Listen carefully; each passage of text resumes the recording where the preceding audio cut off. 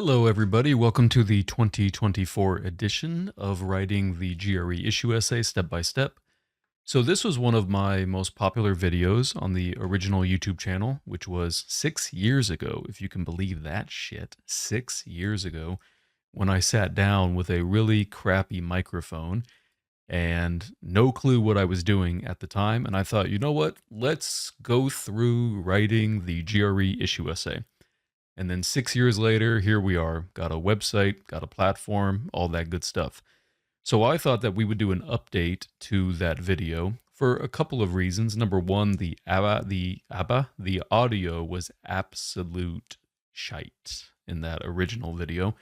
It wasn't good at all. In fact, halfway through, it like changed to a completely different level of audio. Like it was kind of audible, and then halfway through, it became inaudible. And despite that, it was still one of the most popular videos. The second reason is my philosophy has changed a little bit. I still teach roughly the same template that I did back then, but back then I actually had the concession as part of the conclusion. But in this case, I actually have the concession paragraph as its own paragraph. So there's a couple of changes. I think I've gotten a little bit better at kind of identifying what looks good and what doesn't look good and stuff like that. So yeah, that's what we're going to do here. So let's talk about the organization of the GRE issue essay. And then of course over here we have a prompt that we're going to write together so you can get an idea of how all of this works. So let's talk about the introduction. So you have to have an introduction. And the introduction is the first paragraph in what I recommend to be a 5-paragraph essay. Yes, 5 paragraphs. If you went to high school in America, you'll probably know exactly what I'm talking about, the 5-paragraph essay. Even if you didn't go to high school in America, you probably have an idea of what I'm talking about. And it's very templatey. It's very kind of boring. You know, you kind of do it's formulaic. You're just following this formula. And the reason why I encourage you to do that is number one, it allows you to get your words out quickly. A lot of your score is going to depend on word count. So the score of the GRE issue essay is from 0 to 6. This is a general rule of thumb that if you have, for example, 300 words, that is going to be like a 3.0. 350 words, that's going to be a 3.5. 400 words, that's going to be a 4.0. 450 words, that's going to be a 4.5. You get the idea here, right? So 500 words is going to be a 5.0. 550 is going to be a 5.5, and then maximum 600 plus is going to be a 6.0. Now, this doesn't work like perfectly. For example, if you write 600 words of garbage and it's just full of a bunch of grammar mistakes or it's like in a different language or something, yeah, they're going to give you a 0. They're not going to give you a 6.0. Even if you write 600 words of just the most beautiful written Shakespeare looking stuff, if it's off topic, they're not going to give you the 6.0 either. They're probably going to give you a 1, a 2, or a 3, and they're going to say, hey, you wrote about something else. It's off topic. So that's the first reason why I recommend this template, is because it really allows you to get your words out in kind of the most efficient way possible. The second reason is you can still get a perfect score by being a formulaic writer. So why not just make it easy on yourself? You don't have to follow this template. It's not written in stone. It's not like a law of the land, but you introduce a lot of risk by deviating from a template. You know, if you try to freestyle it a little bit, you might produce a document that is really nice and really amazing, and you might get a 6.0. But again, it's kind of like playing with fire. A lot of times when we deviate, we go off topic, or, you know, we get stuck on something, and then we can't get that perfect score or that high score that we're looking for. So yeah, should we dive into it? Yeah, is that enough introduction? Cool. So the introduction. The introduction has 4 parts. It has a hook. Imagine you have like a big meat meat hook, and you're trying to like grab your audience. It's a little bit creepy, but that's the idea. And the hook is going to be generalization, an anecdote, an interesting fact, a trend, a quote, etc. And what is the purpose of the hook? It's to introduce the topic, nothing more. And if you take a look at the prompt here, this prompt is about 2 things: technology and our connectivity, interaction, and relationships. So yeah, that's all it does. Is the hook necessary? No, not by any stretch of the imagination. The hook is not necessary. And also, don't write your thesis or supporting idea here. That comes later in the introduction. You don't want to fire the gun right out the gate. You get that metaphor, right? So the second thing that I recommend is a shift to the prompt, which the purpose of this is to make your writing more cohesive. If you're not sure exactly what that means, cohesive writers have sentences that flow from one to the next. So really it makes it easy to read. It's really for the grader. It's really for the reader.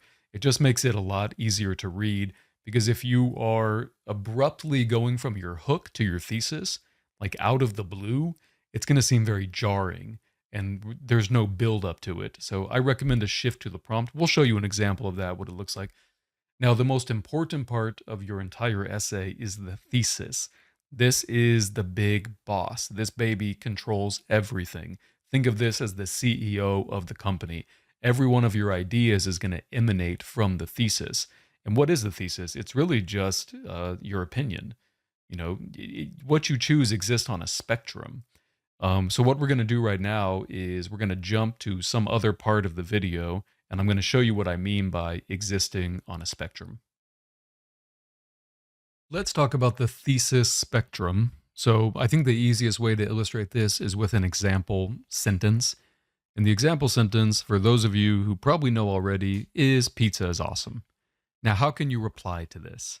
So your replies exist on a spectrum, like on a line. There's not one way to answer this. So for example, let's imagine you just absolutely hate pizza. You think it's nasty, it's gross.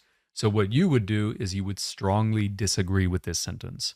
So that means in your essay, you would have 5 paragraphs, and 3 of the paragraphs, the 3 body paragraphs, would in some way talk about why pizza sucks, right?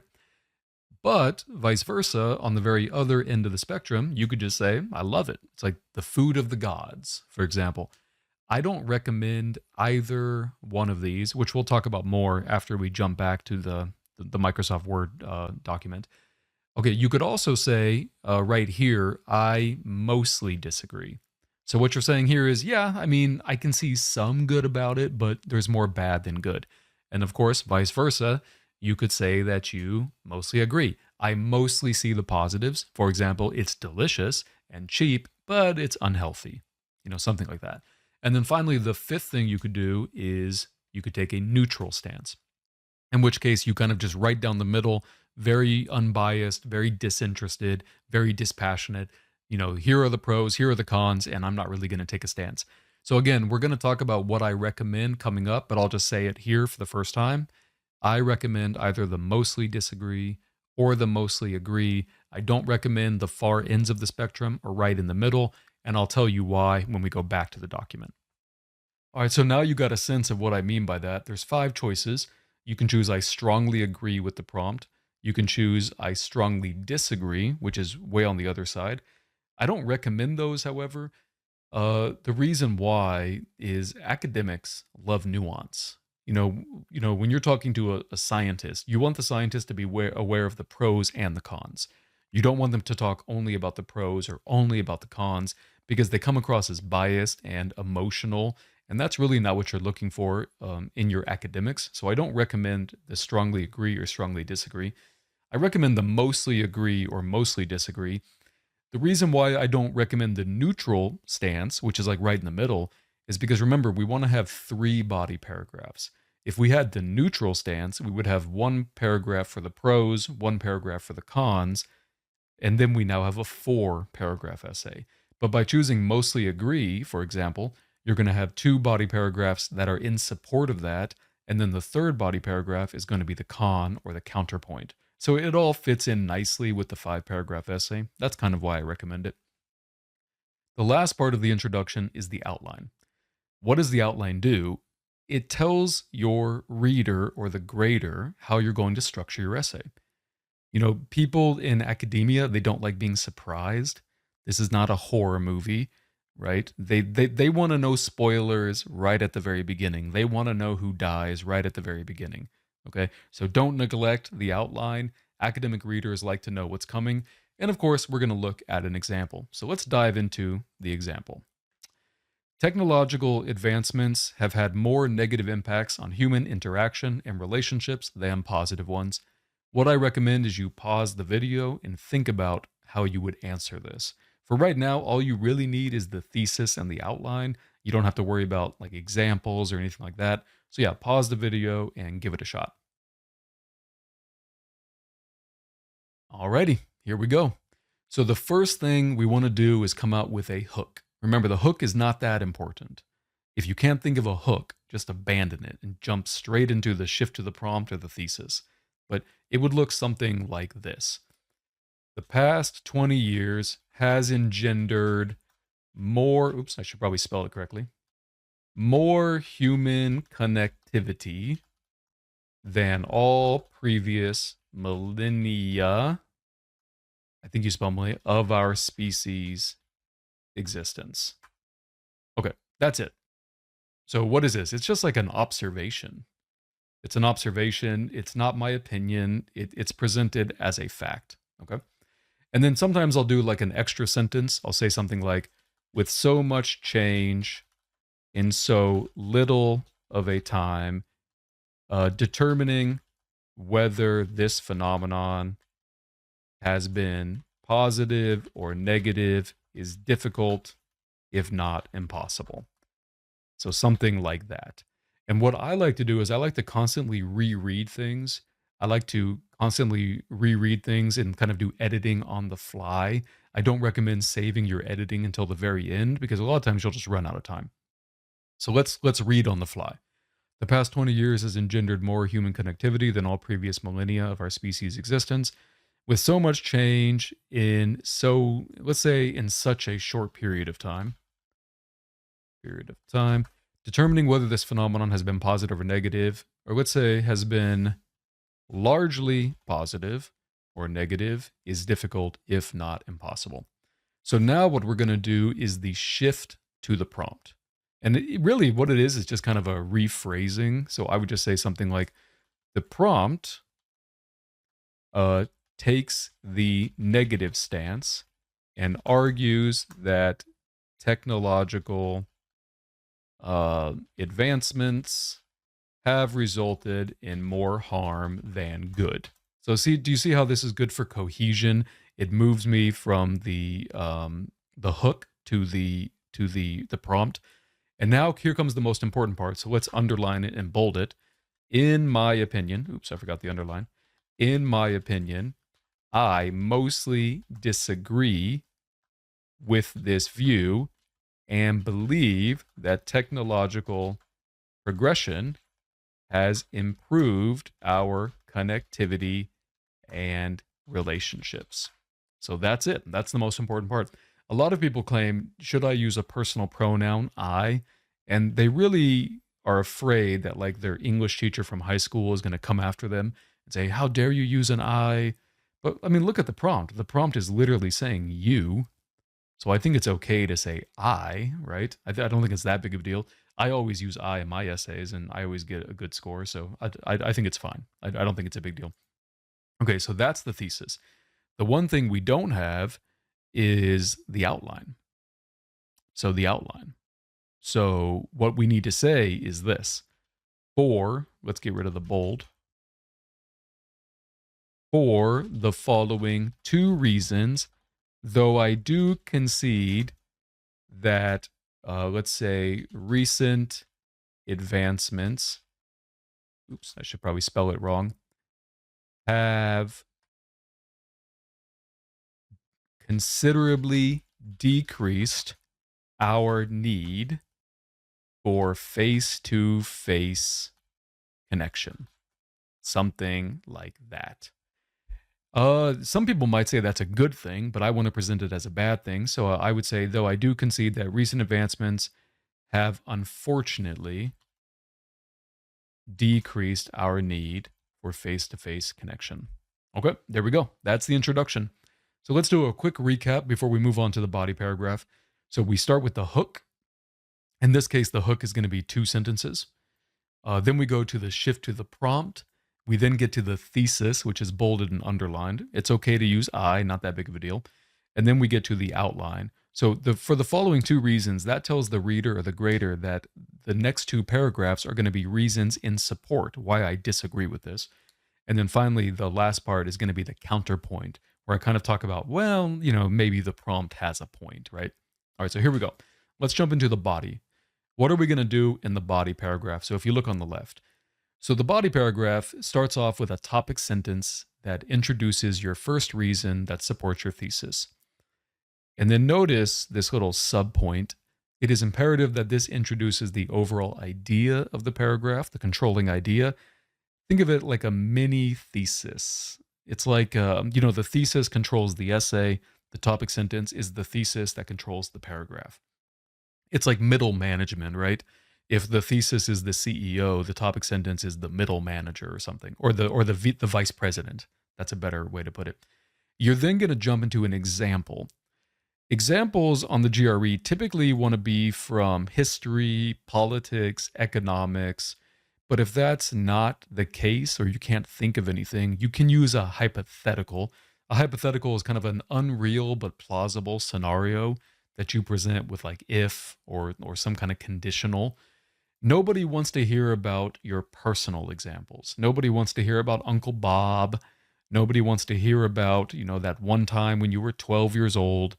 That's okay in like the TOEFL or maybe even the SAT or the ACT, those kind of tests. But on the GRE, they're looking for more of an academic argument. And whenever we use personal examples, it's not very academic. So I wouldn't recommend it. Now, the second thing I recommend, or the third thing after the topic, sentence, and example, is another example, or sometimes what I call like a counter example. And I'll show you an example of a counter example that's coming. Why two? So for a couple of reasons. Number one, it further develops the idea. So it just makes your writing more persuasive, more compelling. Number two, it increases word count. And we've already talked about the importance of increasing word count, haven't we? Okay, so keep that in mind. It also discourages storytelling. What do I mean by that? I mean that, you might talk about Uncle Bob for like 5 or 6 sentences. Like, well, when I was 12 years old and I was at a party and there was a horse there and it was amazing and I really loved horses at the time and I had a horse wallpaper. And before you know it, you're telling like a large anecdote. By having it in your mind that you have to have 2 examples, it kind of forces you to wrap them up like quickly. So it's not a bad idea. All right, so here we go. Let's jump into what we've covered so far in the body paragraph. So the first thing we need is a transition word like first of all. And the reason why we do that is to signal to the grader or the reader that this is our first reason. What I like to do is I like to rephrase my thesis in that I think technological advancements has been a good thing. So I would say something like, technological advancement has resulted in more benefits for our interconnectivity. And then I get into the reason. So the reason, the easiest way to signal the reason is just use the word because. Don't remember, you're not writing a mystery novel here. The clearer you can be, the more clarity you can show to the grader or the reader, they're going to reward you with a high score. Because here we go. Technological advancement has resulted in more benefits for our interconnectivity because as a species, we are no longer constrained by distance. Now, if you think about it, this is a very easy example to come up with. Very easy. For example, a Japanese exchange student studying in New York City can communicate with her mother in Tokyo,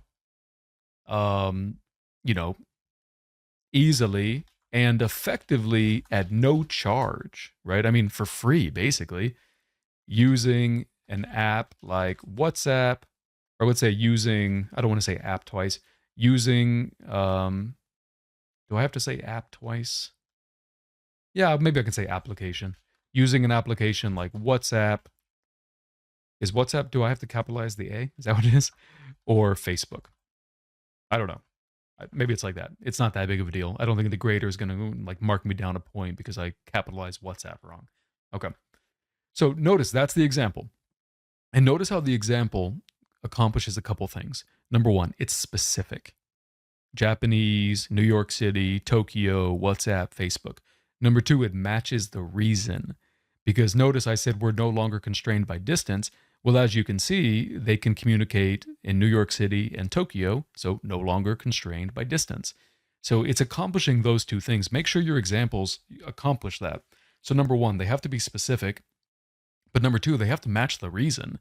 Like, for example, if I talked about Japanese food here, yeah, that's specific, but it doesn't match the reason at all.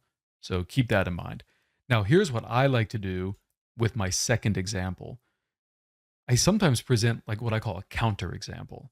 I'll say something to the effect of like this. In the past, this same student would have had no choice but to send a letter which might arrive 3 weeks later, or call long distance at an exorbitant rate of dollars per minute, something like that. So do you see how I'm kind of doing the counter example? I'm kind of showing if you remove the technological advancement, notice how this is a problem. And of course, this supports my argument that it's resulted in more benefits than cons, right? Okay. So now the question becomes, is this paragraph finished? And the answer is no. Now, a lot of people do finish the paragraph here, and that's a mistake. So you actually have to do one more thing. It's what we call development and explanation, as you can see on the left here. You need to develop your ideas. You need to connect the reason to the thesis. You need to explain why this is a good thing. You need to explain why it matters. And a lot of what you're going to be doing here is kind of obvious. It's kind of obvious to explain why this is good, to explain why this is good or why it's important. But that doesn't mean you don't say it. You still have to say it. So let me give you an example of development, kind of a stupid example. Let's imagine my thesis is I love pizza. That's my thesis. And then my first reason is because you or it has a variety of ingredients. And then I would give an example. I would talk about how there's like tomato sauce and how there's cheese and how you can have toppings like mushrooms or various meats like pepperoni. So all of that example shows there's a variety of ingredients. But what I need to do is like, why do I even care about a variety of ingredients? Like, why is that important to me? Why do I care? Like, do I care? So you have to explain that. So in this case, why is it important that we are not constrained by distance? Like, why is that so important, right? So you might say something to the effect of, the Earth is massive. And even if one were traveling, at the maximum speed of a commercial jetliner, it would take nearly 24 hours to travel from one end of the planet to the other. Okay, just so something like that. However, technology, at least from a communication point of view, has created a reality in which all of Earth's 8 billion inhabitants are right next to each other, not constrained by distance in any meaningful way. Something like that. So notice it's just kind of a lot of BS, right? That's a lot of BS. It's kind of just like stating the obvious in many ways. Okay. And then I might have like one more sentence. I would say something like, the advantages of this leap cannot be overstated, from the way we interact with our families to the way we conduct business around the globe. I don't know, some BS like that. Okay, so notice we have our introduction. We have our body paragraph 1. Let's do a quick reread to make sure we didn't misspell anything or, awkward phrasing, things like that. So first of all, technological advancement has resulted in more benefits for our interconnectivity because as a species, we're no longer constrained by distance. For example, a Japanese exchange student studying in New York City can communicate with her mother in Tokyo easily and effectively at no charge using an application like WhatsApp or Facebook.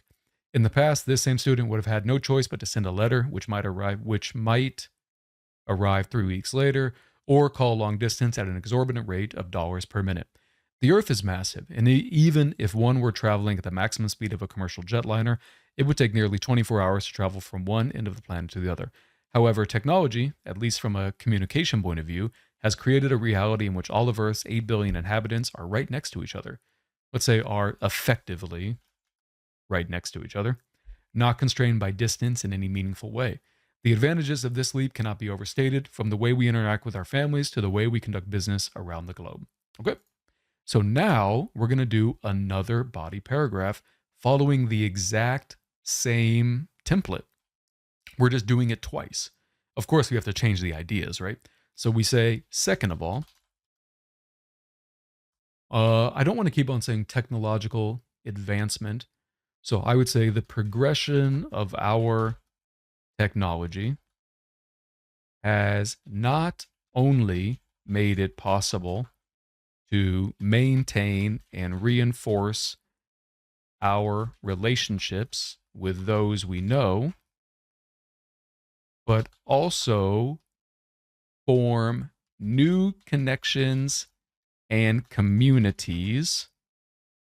Something like, let me think.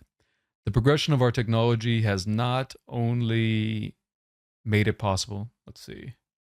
The progression of our technology has allowed not just for the ability to sustain our current relationships, but also the capacity to form new ones and become part of distinct niche communities. So what's the main difference between body paragraph 2 and body paragraph number 1? Body paragraph number 1 was focusing more on the relationships we already have, like with that example with the Japanese exchange student and the mother. But in this case, it's going to be about forming new communities. The internet and technology has allowed for that. So, for example, the internet and other instantaneous technologies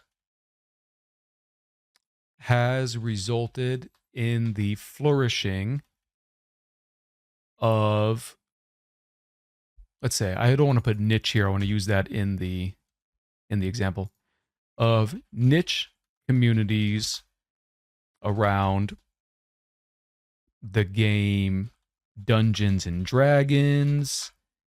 What else? I'm just trying to think of things that are like really niche, like really kind of niche. Let's think. The internet and other instantaneous I should probably say have resulted in the flourishing of niche communities around the game Dungeons and Dragons. Let's say niche communities such as Dungeons in the game. Let's say Dungeons and Dragons. What's another niche community? Like Frisbee golf? I don't know. I'm trying to think of a niche community. Let me think. I'm going to pause the video here for 1 second, see if I can think of something. Actually, in pausing the video, I only paused for like 10 seconds. So I wasn't thinking of this like 30 minutes or anything. I'm going to think of an example that's very similar to the Japanese example I came up with earlier about a person. So for example, an individual from a small town in America,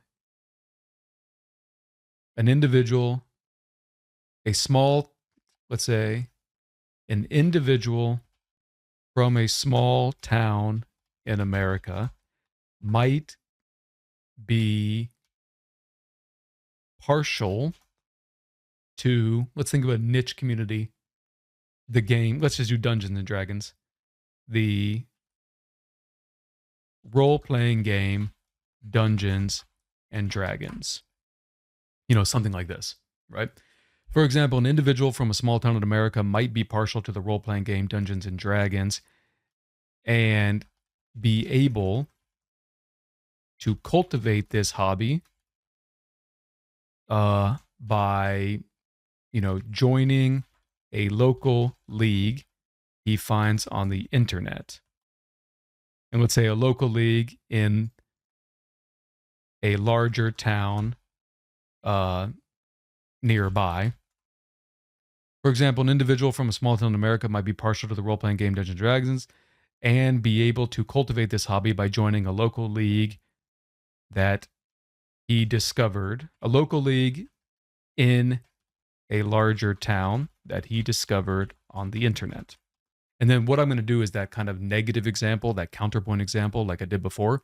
So I'm going to say, 30 years ago, this individual would have found it, let's say, challenging to engage with this hobby, and perhaps would never have pursued it given the difficulty in locating like-minded peers, something like that. Okay, so same idea. So I tend to like to follow patterns, right? It's a very formulaic type of writing, right? A very formulaic type of writing. So now we need to go to this development and explanation. We need to explain why it's important for people to find niche and local communities and things like that, right? So you would say something like, humans have an inherent need to be part of a tribe, to be part of a group that shares their interests and passions. However, before the development of technology, millions of, let's say, people could not easily participate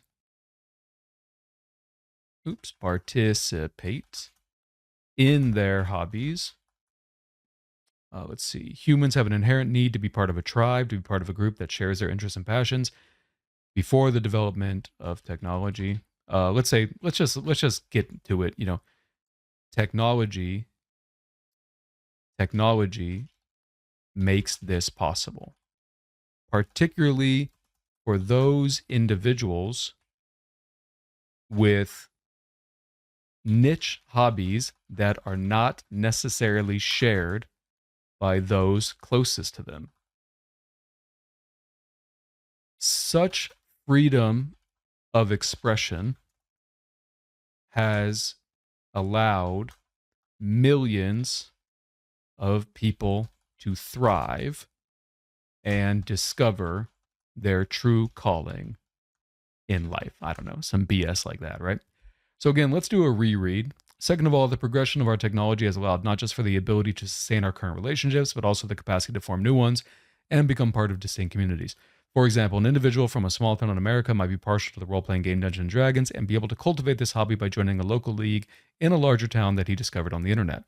30 years ago, this individual would have found it challenging to engage with this hobby and perhaps never would have pursued it given the difficulty in locating like-minded peers. Humans have an inherent need to be part of a tribe, to be part of a group that shares their interests and passions. Technology makes this possible, particularly for those individuals with niche hobbies that are not necessarily shared by those closest to them. Such freedom of expression has allowed millions of peoples to thrive, has led to millions of people thriving in life through the discovery of, let's say, has led to millions of people thriving in life and finding their true calling. I don't know, something like that. Okay, we get the idea.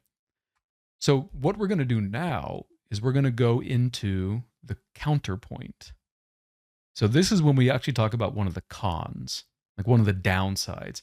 So in this case, we're actually going to be agreeing with the prompt. And the same rules apply. You're still going to, have a topic sentence. You're still going to have an example, another example, and then you're still going to have development and explanation. It's the exact same rule. Now, one thing, you're not going to say second of all, you're going to say however. Because again, this is the counterpoint. And then you're going to say, I do concede. So this is kind of the signal to the grader that this is our counterpoint. I do concede that technology has led to the unfortunate consequence of people no longer feeling the need for face-to-face interaction. And again, we just get into our example. For example, especially after the COVID-19 pandemic, millions, perhaps billions, of workers around the globe no longer feel the need to go to their office and meet their coworkers on a personal level. Instead, they can simply use a video conferencing app like Zoom or what's another one? Google Meet. I think there's a Microsoft one as well, right? Okay. Need to go yep, we forgot the two there. However, I do concede that technology has led to the unfortunate consequence of people no longer feeling the need for face-to-face interaction. For example, especially at the COVID-19, millions of workers around the globe no longer feel the need. We already said that. No longer deem it necessary. Let's say no longer deem it necessary to go to their office and meet their coworkers on a personal level. Instead, they can simply use a video conferencing app like Zoom or Google Meet to accomplish, or we can just, we just end it on Google Meet, right? Why not? Okay.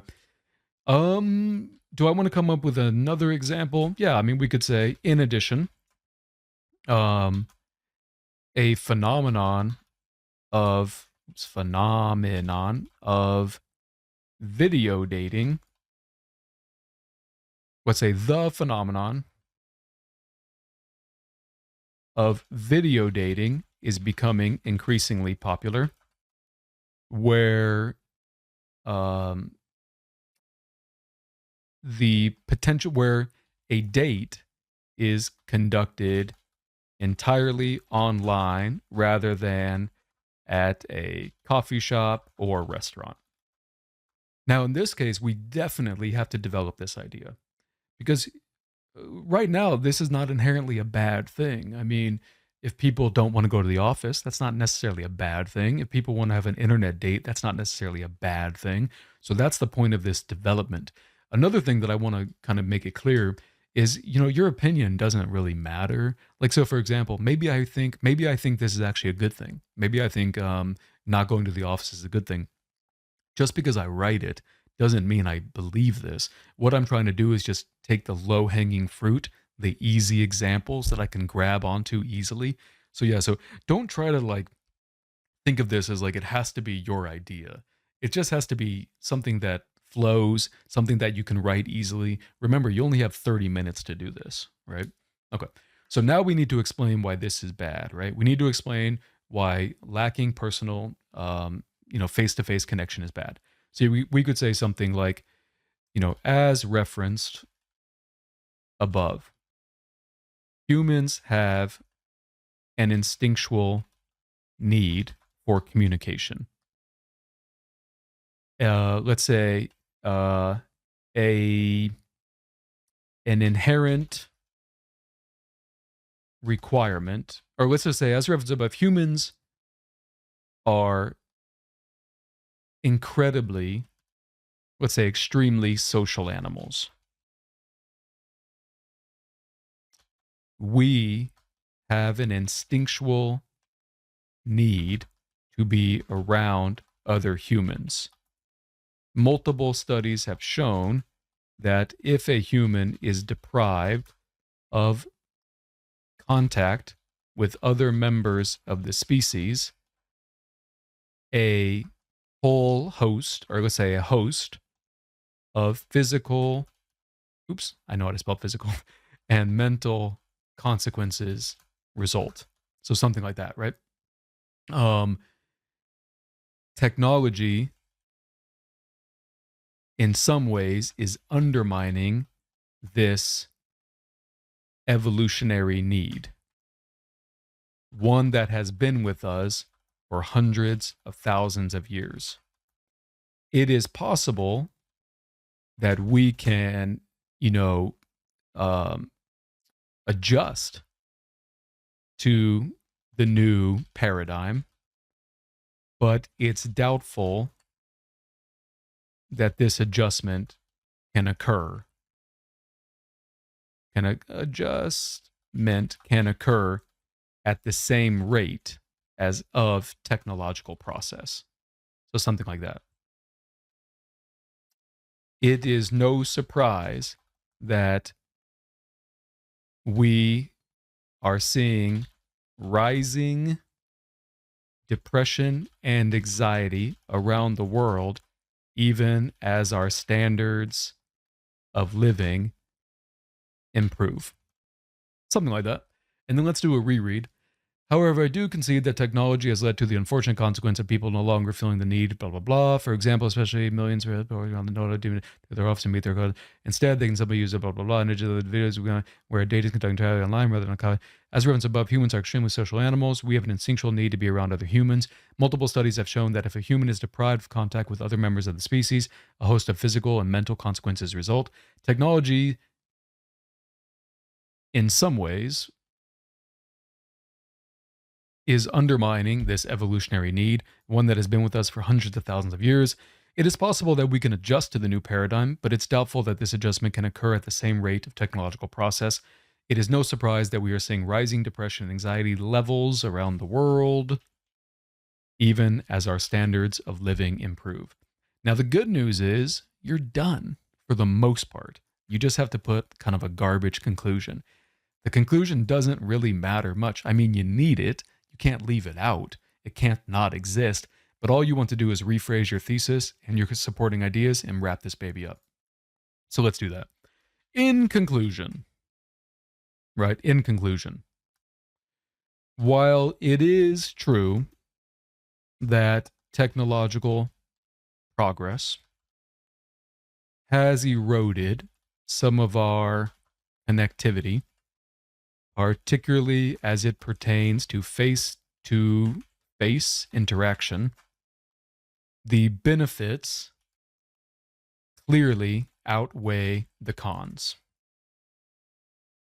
So we'd say the benefits and let's actually list those two benefits. What are they? I forgot what we said. The benefits of no longer being constrained by distance and being able to form connections with like-minded people clearly outweigh the cons. And I think that's it. I think we're done. I think this video is done. In conclusion, while it is true that technological progress has eroded some of our connectivity, particularly our face-to-face interaction, the benefits of technology, the benefit of instant communication not constrained by distance, benefits of instant communication unrestricted by distance, and forming connections with like-minded people clearly outweigh the cons. Cool. I like it. How many words did we get here? Let's see. We got 700. Now, you don't have to have 700. You don't. Right now, what I want you to focus on is getting like 500, maybe 450, and you can slowly build it up. Because remember, if you write 700 words, but it's full of grammar mistakes and it's full of, it's not cohesive and it's not clear, you're not going to get a high score. So I recommend working your way through this template while not focusing too much on word count. And once you get good at the template, you can start adding the word count. All right, let's do a quick recap. So remember, it's a 5-paragraph essay.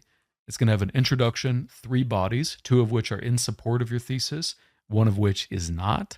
It's a counterpoint. Inside the introduction, you're going to have a hook, a shift to the prompt, the thesis, the most important part, bold and underline, and the outline.